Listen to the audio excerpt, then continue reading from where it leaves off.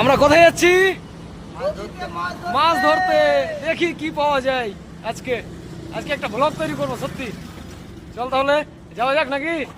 চল বন্ধু, আমরা চলেই যাচ্ছি। আর কত দূর রে? এই ছোট, আর কত দূর? এই যে আমার মামা মামা বন্ধা, আর কত দূর? এই যে নদী বাবা, এই আর কত দূর?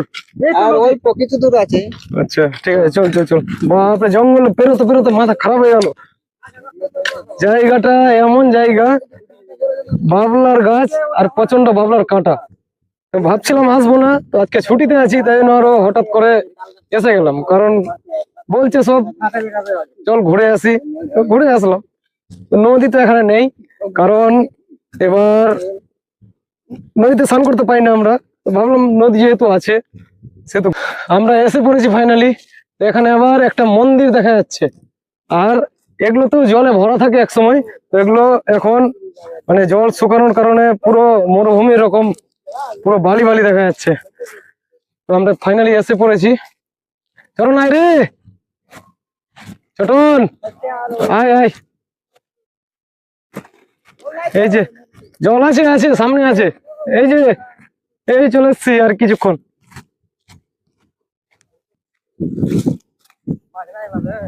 গাছটা কি সুন্দর, খুব সুন্দর লাগছে। তো ফাইনালি আমরা চলে আসলাম। এই যে, হ্যাঁ, এই কোম্পানির শেষ রাস্তা এটা। কোম্পানির পিছন দিকে এটা আছে, তো আমরা জানতাম না, এসে পড়লাম। এই যে নদীটা ছিল শুকিয়ে গেছে, যে এখনো জল আছে প্রায় অর্ধেক, আর এই সাইডেও জল আছে কিছু।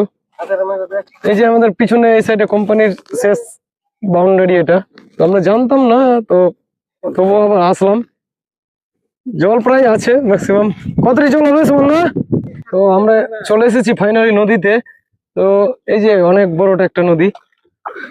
বন্ধুরা, আর কত দূর? এগুলো তো কি নাই? এত বড় নদীতে কিভাবে মাছ ধরবি?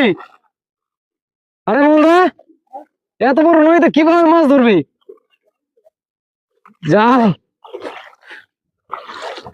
আমার তো মনে হয় না কোনো মাছ আছে, কারণ ঘোরাটাই হচ্ছে।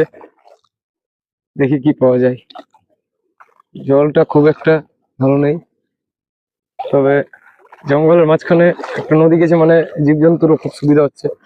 এদিকে গরু ছাগল অনেক কিছু চড়ছে, তো তাদেরও জল পিপাসা পাচ্ছে, তারা আসছে। তাদের জন্য খুব একটা খারাপ জায়গা না, অনেকই আছে।